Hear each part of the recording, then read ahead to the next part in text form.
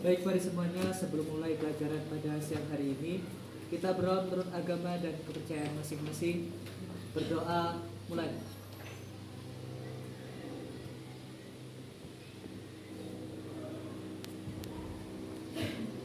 Berdoa, selesai. Turunnya siap, beri salam pada Bu Guru.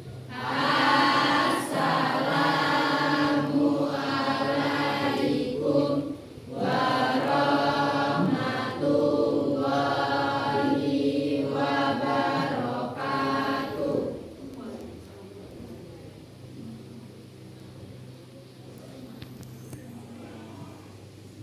Sekretaris hari ini yang berapa siapa? Sama Aldi sama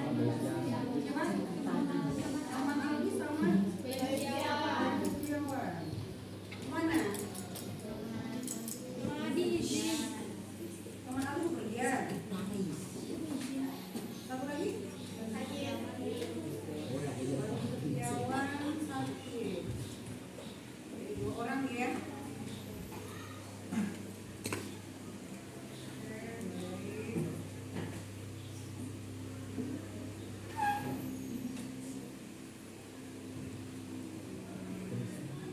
Selamat siang semuanya. Siang, Bu. Sehat? Sehat. Alhamdulillah kalau sehat ya. Yang pasti hari ini ketemu lagi dengan Ibu dalam pelajaran Bahasa Indonesia. Baik, bagaimana kira-kira tempat duduk sudah rapi semua? Sudah. Coba dirapikan dulu. Lihat di sekelilingnya.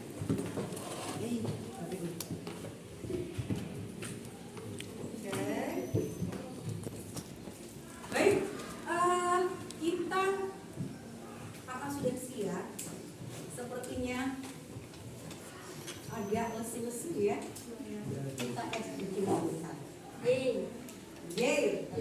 Ini ada nih ya, anak yang suka SBK ya, ada Y-nya. Baik, sekarang coba semuanya berdiri.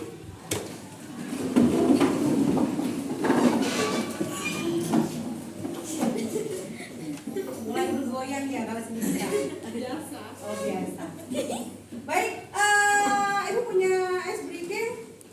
Kalau Ibu katakan selamat pagi, ini mengetes konsentrasi kalian. Ya, kalau selamat pagi tepuk tangan 1 kali. Kalau selamat siang tepuk tangan 2 kali. Kalau selamat malam tepuk tangan 3 kali. Kita mulai.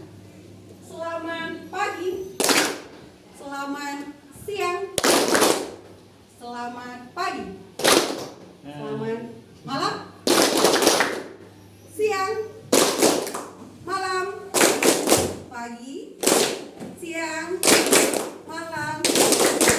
Ada yang tidak fokus. Tidak apa, kita ulang sekali lagi. Selamat pagi, selamat siang, selamat malam, pagi, siang, malam, pagi, siang, siang. Oke, terima kasih. Baik, ya. Walaupun mungkin tadi ada yang kurang fokus, ya, tidak apa-apa. Mungkin dia belum makan bisa jadi, ya. Karena sekarang sudah jam siang. Tapi walaupun jam siang, kita harus tetap semangat dalam belajar. Karena seperti ini. Keyakinan kelas kita apa? Yang pertama apa? Harus menjaga kebersihan. Ya, menjaga kebersihan. Kemudian belajar. Tertib dalam belajar. Tidak tidur pada saat belajar. Dan harus aktif dan semangat. Siap semuanya mau belajar? Siap. Baik, kalau siap, ya. Kalau minggu kemarin kita sudah belajar tentang apa? Puisi. Ya. Kemarin belajar tentang puisi. Bicara tentang puisi. Hari ini kita akan belajar tentang Perbedaan Puisi dan cerpen. Ya, kalau kemarin perbedaan antara puisi dan cerpen, ya pasti perbedaannya apa? Hah? cara membacanya beda.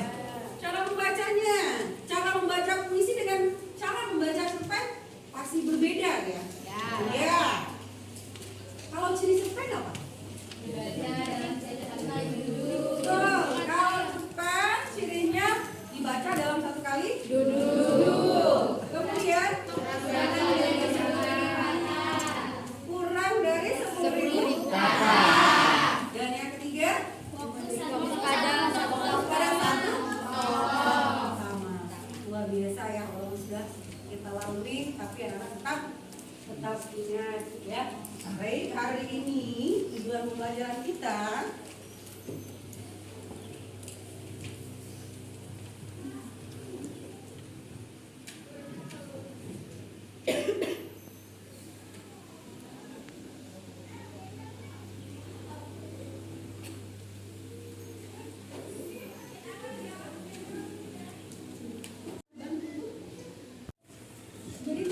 pembelajaran kita hari ini adalah peserta didik diharapkan mampu menemukan tema dan pesan dalam sebuah cerpen.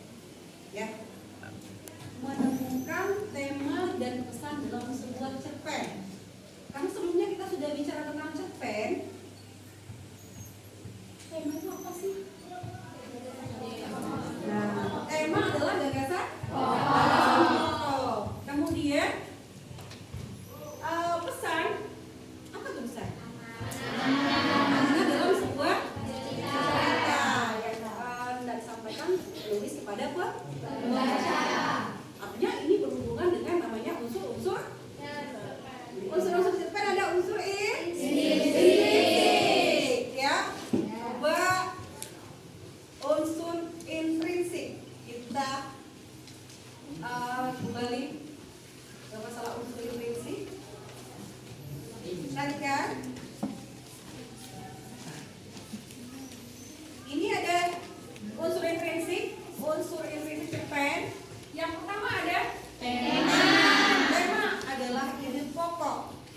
Kemudian alur adalah jalan latar waktu suasana. Kemudian ada tokoh dan tokoh itu adalah orang berperan dalam sebuah cerita. Penokohan latar. Baik. Bicara tentang tokoh itu kalau dibagi menjadi tokoh antagonis dan protagonis. Antagonis tokoh apa nih? Jahat.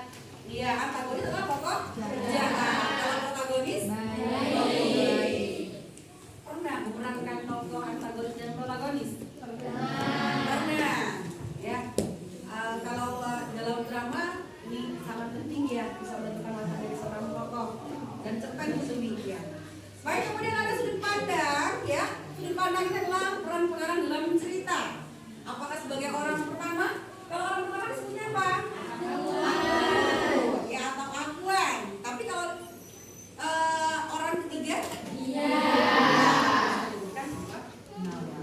Nah, kemudian ada gaya bahasa atau majas. Yaitu bahasa kiasan, ya. Dan yang terakhir ada amanah. Amanah adalah pesan yang disampaikan pengarang kepada pembaca.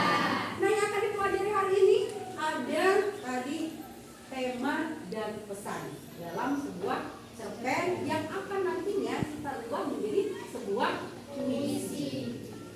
Baik, sekarang coba kalian buka buku kalian.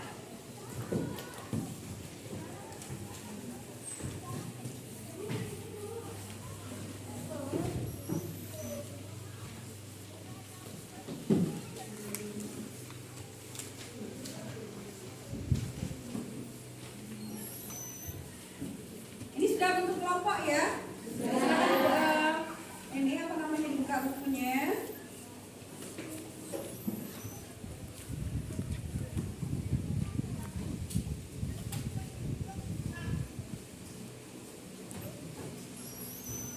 Kita buka halaman 96. Ada? Hari ini kita akan baca cerpen ya, yang berjudul Malaikat Juga Tahu, karya ya. Jadi kita bacanya nanti akan giliran. Silakan dibaca dengan intonasi dan artikulasi yang jelas ya. Dan kemudian sembari membaca kalian bisa garis bawahi mana kata kunci yang akan menjadi nanti inti dari cerita dalam cerpen ini ya. Paham ya? Baik, sekarang siapa yang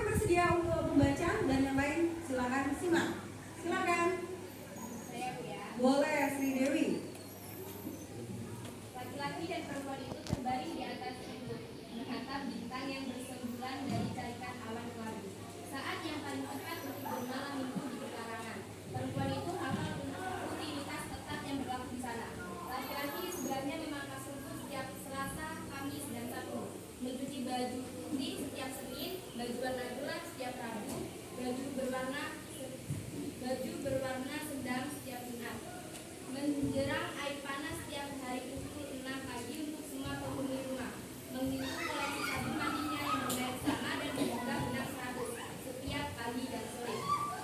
Banyak orang yang bertanya-tanya tentang persahabatan mereka berdua. Orang-orang penasaran tentang topik obrolan mereka dan apa kegiatan perempuan itu selama berjam-jam di sana. Sudah jadi pengetahuan umum bahwa ibu dari laki-laki itu yang mereka sebut bunda sangat pandai memasak. Rumah bunda yang besar dan memiliki banyak kamar adalah rumah indekos paling legendaris. Bahkan ada ikatan alumni tak resmi dengan anggota ratusan, dipersatukan oleh kegilaan mereka pada masakan bunda. Setiap lebaran, bunda memasak layaknya catering pernikahan. Terlalu banyak mulut yang harus diberi makan. Namun, jika cuma akses tak terbatas atas masakan bunda yang jadi alasan persahabatan mereka berdua, orang-orang tidak percaya. Laki-laki itu yang biasa mereka panggil abang adalah makhluk paling dihindari di rumah bunda. Nomor 2 sesudah blasteran Doberman yang galaknya di luar akal. Tapi untungnya sekarang sudah ompong dan buta. Abang tidak galak, tidak menggigit, tapi orang-orang sering dibuat habis akal jika berdekatan dengannya. Setiap pagi dia membangunkan seisi rumah itu dengan ketukannya di pintu dan secerek air panas untuk mandi. Dia menjemput baju-baju kotor dan bisa ngadat kalau disetelkan warna yang tidak sesuai dengan jadwal mencucinya. Sekalipun sanggup, bunda tidak bisa memasang pemanas air bertenaga listrik atau sel surya. Anaknya harus menjerang air. Secerek air panas dan mencuci baju berwarna adalah masalah eksistensial bagi abang. Oke, cukup. Lanjutkan, siapa lagi? Ya, silakan. Celestia. Mengubah rutinitas itu sama saja dengan mengawal bunyinya agar bunyinya Mengedari. mata air. Bukannya tidak mungkin berkomunikasi wajah dengan abang. Hanya saja perlu kesabaran tinggi yang disanding terbalik dengan ekspektasi. Berbanding. Dalam tubuh Berbanding. pria 38 tahun itu bersemayam mental anak 4 tahun. Demikian menurut para jiwa yang didatangi bunda. Sekalipun abang pandai menghafal dan bermain angka, ia tak bisa mengobrolkan makna. Abang gemar memperenteli TV, radio, bahkan mobil. Lalu merakitnya lagi lebih baik daripada semula. Dia hafal tahun, hari, jam, bahkan menit dari banyak peristiwa.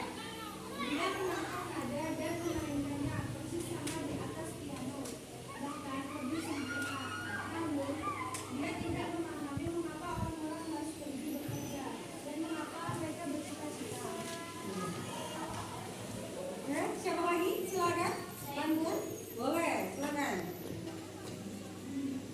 Perempuan di pekarangan itu tahu sesuatu yang orang lain tidak. Abang adalah pendengar yang luar biasa. Perempuan itu bisa bebas bercerita masalah percintaannya yang berjubel dan selalu gagal. Tidak seperti kebanyakan orang. Abang tidak berusaha memberikan solusi. Abang menyimpali keluh kesahnya dengan menyebutkan daftar album Genesis dan tahun berapa saja terjadi pergantian anggota. Gerutuannya pada kumpulan laki-laki brengsek yang telah menghancurkan hatinya dibalas dengan gumaman simfoni Beethoven dan tangan yang bergerak-gerak memegang ranting kayu bak seorang konduktor. Abang tidak bisa beradu mata lebih dari 5 detik, tapi sedetik pun abang tidak pernah pergi dari sisinya. Ia pun menyadari sesuatu yang orang lain tidak. Laki-laki di sampingnya itu bisa jadi sahabat yang luar biasa. Barangkali segalanya tetap sama jika bunda tidak menemukan surat-surat yang ditulis abang. Untuk kali pertamanya, anak itu menuliskan sesuatu di luar grup musik art rock atau sejarah musik klasik. Ia menuliskan surat cinta, kumpulan kalimat tak tertata yang bercampur dengan menu makanan Dobby. Blasteran Doberman yang tinggal di tunggu ajal. Tapi ibunya tahu itu adalah surat cinta. Ya, cukup. Silakan. Siapa lagi? Iya, silakan. Baik. Barangkali segalanya tetap sama jika adik abang, anak bungsu bunda, tidak kembali dari merantau panjang itu. Sang adik atau orang-orang adalah hadiah dari Tuhan untuk pertambahan bunda yang cepat menjadi. Disusul peninggalan yang menimpa anak pertamanya, seorang gadis yang bahkan tak sempat lulus SD, yang meninggal karena penyakit langka dan tak ada obatnya. Lalu anak keduanya, Abang, mengidap autis pada saat dunia kedokteran masih awam soal autis, sehingga tak pernah tertangani dengan baik. Anak bungsunya yang juga laki-laki menurut orang-orang adalah itu sempurna. Ia pintar, normal, dan fisiknya menarik. Ia hanya tak pernah di rumah karena sedari remaja meninggalkan Indonesia itu di Moskow. Pada kali sang adik tetap menjadi figur yang sempurna jika saja dia tidak mencari perempuan satu-satunya yang dikirim surat cinta oleh kakaknya. Udah tahu, cara air panas dan cucian bola seragam sudah resmi bergandengan dengan rutinitas lain. Perempuan itu. Dan bagi Abang, rutinitas tidak sekedar hobi, tetapi eksistensi. Kali pertama Bunda mengetahui si bungsu dan perempuan itu berpacaran, Bunda langsung mengadakan pertemuan 4 mata. Ia memilih perempuan itu untuk diajak bicara pertama karena dipikirkannya akan lebih mudah. Bagi kamu, ini pasti terdengar aneh. Mereka dua-duanya anak Bunda, tapi kalau ditanya siapa yang bisa mencintai kamu paling tulus, Bunda akan menjagokan Abang. Perempuan itu terenyah. Apa-apaan ini? Pikirnya gusar. Jangan pernah bermimpi dia akan memilih manusia satu itu untuk dijadikan pacar. Jelas tidak mungkin. Bunda melanjutkan dengan suara tertahan. Dia tidak mencintai cuma dengan hati, tetapi seluruh jiwanya. Bukan basa-basi surat cinta, tidak cuma rayuan gombal, tapi fakta. Adiknya bisa cinta sama kamu, tapi kalau kalian putus, dia dengan gampang cari lagi. Tapi Abang tidak mungkin cari yang lain. Dia cinta sama kamu tanpa pilihan, seumur hidupnya. Tapi Bunda bukan malaikat yang bisa baca pikiran orang. Bunda tidak bisa bilang siapa yang lebih sayang sama saya. Tidak akan ada yang pernah tahu. Saat itu mata Bunda berkaca-kaca. Begitu juga dengan matanya. Tak lama mereka menangis berdua. Namun ia tahu perbedaan dirinya dengan Bunda. Bagi perempuan itu, cinta tanpa pilihan adalah penjara. Ia ingin dirinya dipilih dari sekian banyak pilihan, bukan karena ia satu-satunya pilihan yang ada. Cukup, saudara. Selanjutnya, iya, silakan. Pak Dona. Masih sambil bergaduh dengan pintu tangga, perempuan itu mengusap-usap buku. Lengannya bergerak lambat dan dimulai seolah mengendalikan tali perpisahan. Ini akan menjadi malam minggu terakhirnya. Di perkarangan 100, lapangan golf, semalam mereka berbicara bertiga. Dia, Bunda, dan si bungsu. Dia tidak berbohong. Bunda, saya tahu dia tidak berbohong. Dia akan segera tahu kalian berpacaran. Kami lebih baik dia tahu sekarang daripada nanti setelah kami menikah. Bunda melagakkan kepala dengan tatapan tak percaya. Bagi abangmu, apa bedanya sekarang dan nanti? Kami tidak mungkin sembunyi-sembunyi seumur hidup. Anak laki-lakinya setelah bersembunyi. Kalau perlu, kalian harus sembunyi-sembunyi seumur hidup. Balas Bunda lebih tegas. Ini tidak adil. Ini tidak masuk akal. Protes anaknya lebih. Jangan bicara soal adil dan masuk akal. Aturan kamu, aturan kita. Tidak berlaku bagi dia. Desis Bunda, kamu tidak tinggal di rumah ini. Kamu tidak mengenalnya seperti kamu. Suatu hari, setelah ada anak ide kos Jaya, dia menyembunyikan satu dari 101 koleksi Abang. Bunda sedang pergi ke pasar waktu itu. Abang mengacak-acak satu rumah, lalu pergi mengejar demi mencari sebatang sarungnya dan bilang, "Tiga mobil polisi menelusuri kota mencari jejaknya. Baru sore hari ia ditemukan di sebuah warung. Ada sabun yang persis sama dipajang dia di etalase dan Abang langsung menyerbu masuk untuk mengambil. Penjaga warung menelpon polisi karena tidak berani mengusir sendiri. Kejadian itu mengharuskan Abang diterapi selama beberapa bulan ke rumah sakit dan diberi obat-obat penenang. Bunda tahu betapa anaknya membenci rumah sakit dan obat-obatan itu hanya membuat otaknya rapuh. Tak ada yang memahami bahwa 100 sabun adalah syarat bagi anaknya untuk berolah hidup yang wajar. Kamu harus tetap kemari setiap malam minggu. Tidak bisa, tidak, kata Bunda pada perempuan itu. Dan selama di rumah ini, kalian tidak boleh kelihatan seperti kekasih. Buat kalian mungkin tidak masuk akal, tapi hanya dengan begitu abangmu bisa bertahan. Selepas berbicara dengan Bunda, mereka berbicara berdua. Mereka sepakat untuk selama-lamanya pergi dari kehidupan rumah itu. Tidak mereka penjara setiap minggu di sana. Mereka menolak menjadi bagian dari ritual menjerang air, cuci baju, dan 100 sabun. Di pekarangan dengan tinggi rumput seragam mungkin, perempuan itu mengucapkan selamat tinggal di dalam hati. Persahabatan yang luar biasa ternyata menyarankan pengorbanan di luar batas kesanggupannya. Perempuan itu mengucap maaf berkali-kali dalam hati. Sejenak lagi, malam minggu terakhir mereka usai. Siapa lagi? Boleh, silakan. Bunda menangisi setiap malam minggu, tidak pakai air mata karena ia tidak punya cukup waktu. Ia menangis cukup dalam hati. Semua anak individu ingin memimpin kita malam minggu tiba. Mereka tidak tahan mendengar suara barang-barang yang dijualati dan seseorang yang hilir mudik gelisah mengucap pertemanan semangka, menanyakan keberadaannya. Kalau beruntung, abang akhirnya kelelahan sendiri lalu tertidur di pangkuan ibunya.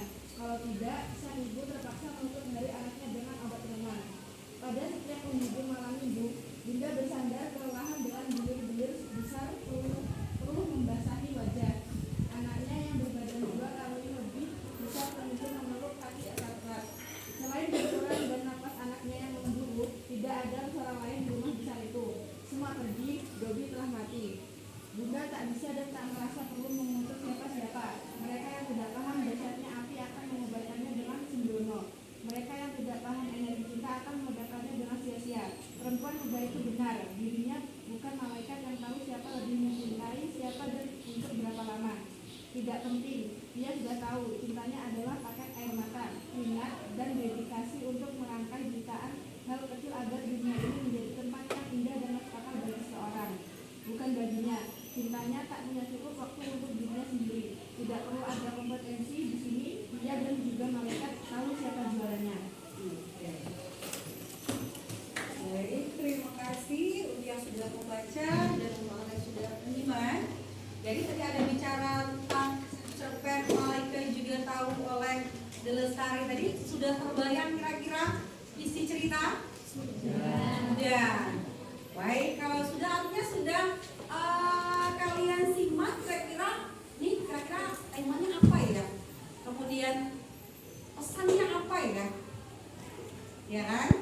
Nah, baik, kalau memang sudah terbayang dan kalian sudah tahu kira-kira temanya apa, pesannya apa, nah di sana Ibu akan berikan RKPD.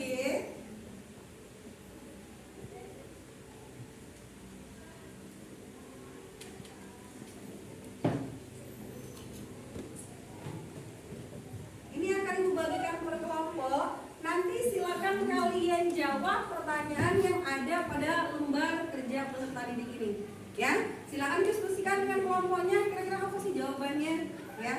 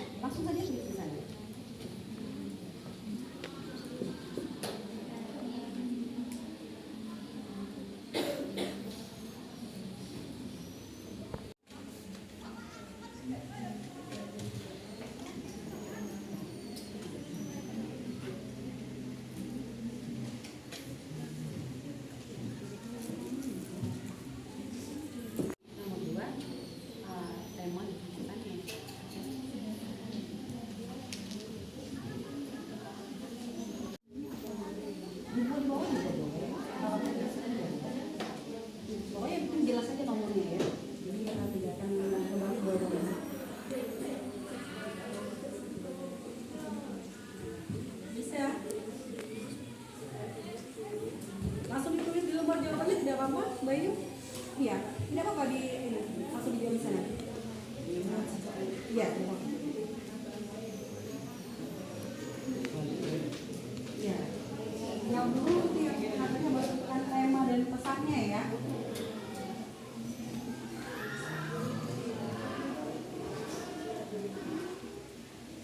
Ada yang ragu boleh ditanyakan ya. Kalau misalnya ada yang masukan, ada pertanyaannya yang kurang jelas, boleh tanyakan. Angkat kalian saja, ya.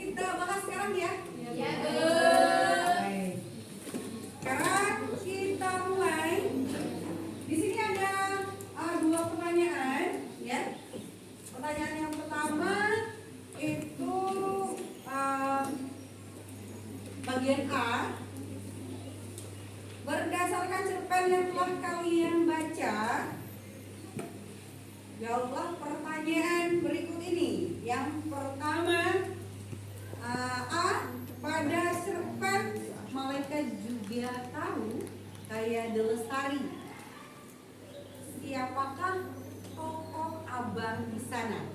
Coba kelompok mana yang bisa menjawab? Ya, bagaimana? Sri Widati.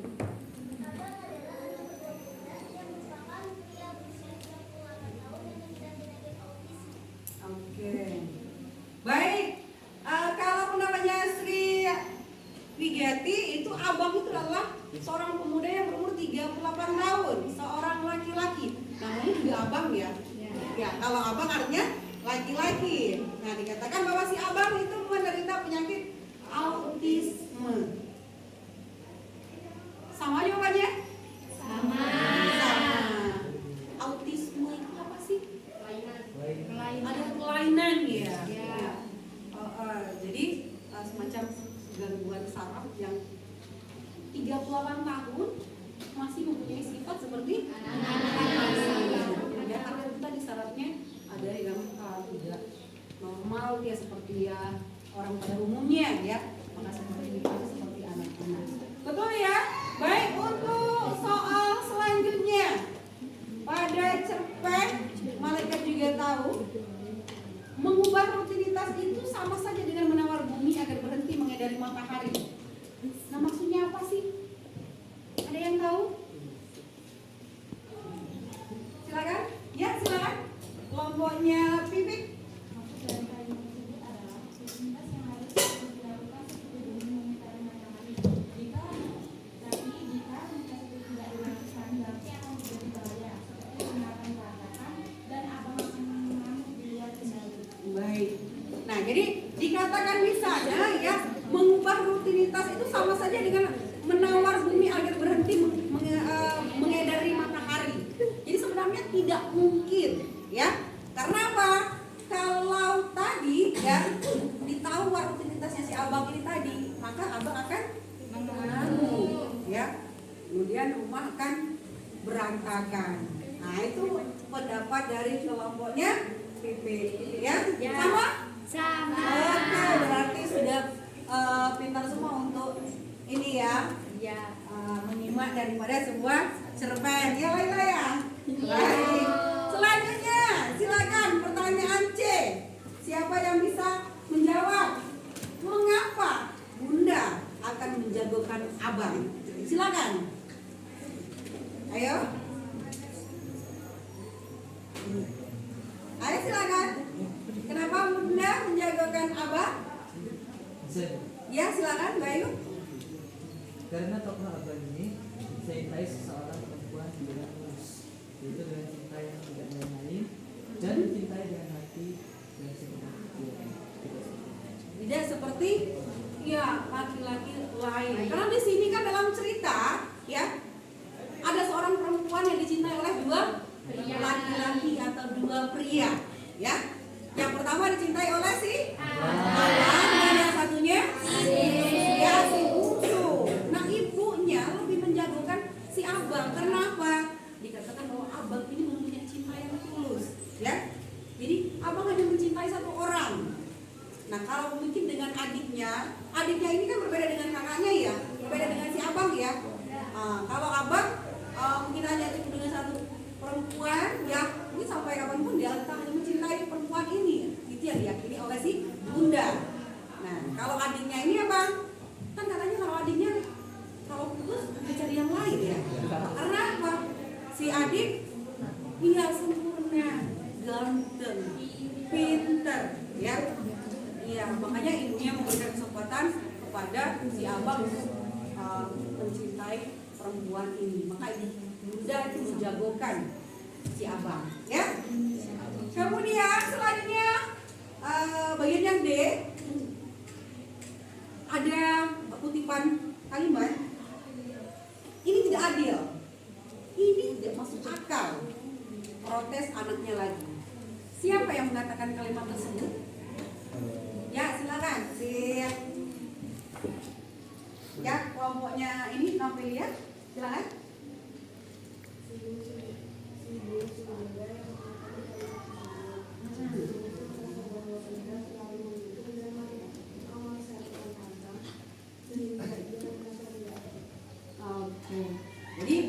si yang dimaksud di sini adalah bungsu ya, si bungsu dalam cerita adiknya abang. Jadi karena dia merasa tidak adil, dia harus berpura-pura ya, berpura-pura tidak terjadi apa-apa dengan orang yang dia cintai, karena itu adalah permintaan bundanya. Maka akhirnya apa? Bungsu dan si pacarnya kemana? Ya. Nah, itu untuk pertanyaan yang nomor 1. Nah, sekarang pertanyaan yang kedua. Temanya ini apa sih sebenarnya? Ya, silakan. Memang. Temanya cinta. Oh, temanya cinta. Memang kalau cinta harus ekspresi seperti itu ya. Menunjukkan bahwa kebahagiaan. Tapi apakah di sini cintanya bahagia? Tidak. Ya, kalau kita ambil dari cintanya si abang, malah cintanya sebelah tangan ya.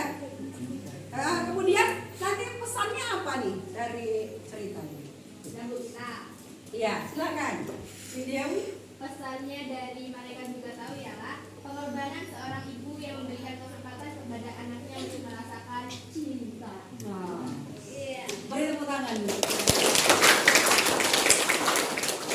Pengorbanan seorang ibu untuk memberikan kesempatan kepada anaknya untuk merasakan sebuah cinta.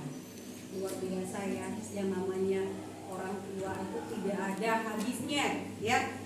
Dari dilahirkan, dibesarkan, dan sampai tua pun sampai akhir hayat selalu memberikan berusaha untuk memberikan kebahagiaan untuk anaknya. Apalagi dalam cerita ini ibunya memberikan kesempatan kepada anaknya untuk mencintai seorang perempuan. Nah, walaupun pada akhirnya perempuan ini aslinya tidak mencintai si abang. Ya, itulah kehidupan. Ya, baik. Semuanya sepertinya bisa menjawab dengan benar ya, walaupun tidak ada keliru-keliru sedikit ya, luar biasa. Sekarang silakan kumpulkan tulisannya.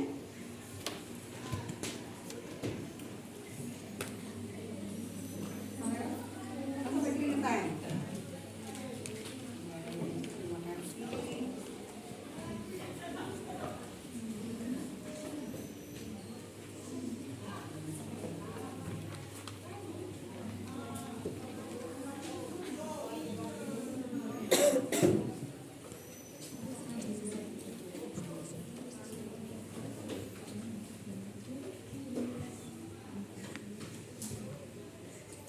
Baik,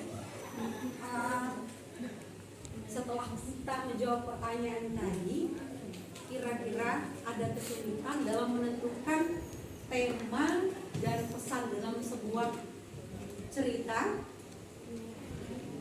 Tidak ada? Semua bisa menentukan tema? Bisa. Bisa menentukan pesan? Bisa.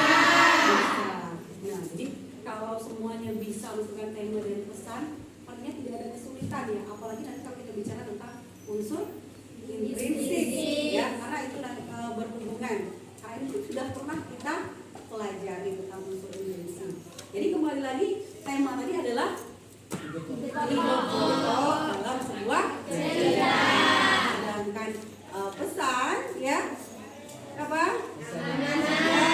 Amanah atau yang disampaikan pengarang kepada pembaca. Paham semuanya? Tidak sulit mengerjakan itu? Tidak.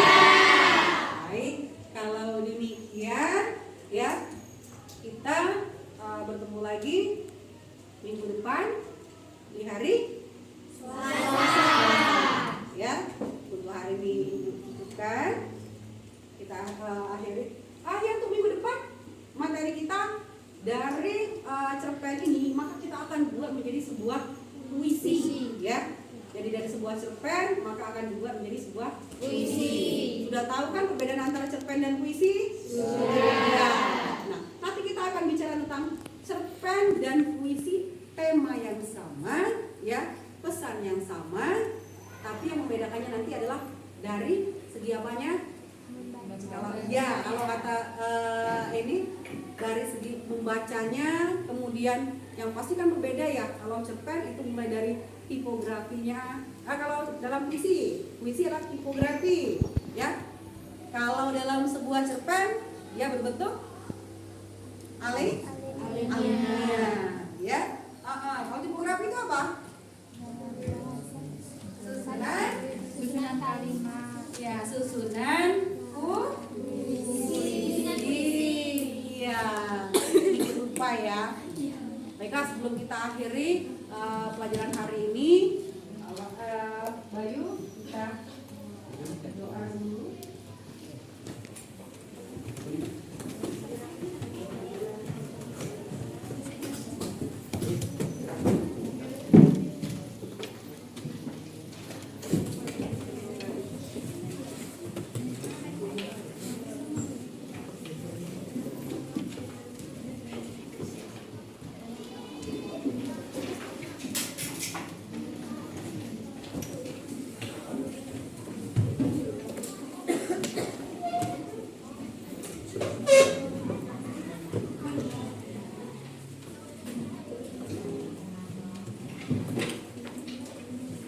Mari teman-teman untuk mengakhiri pelajaran kita pada siang hari ini.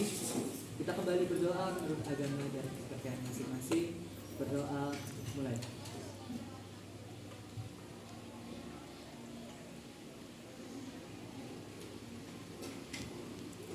Berdoa selesai. Seluruhnya siap beri salam pada Bu Guru.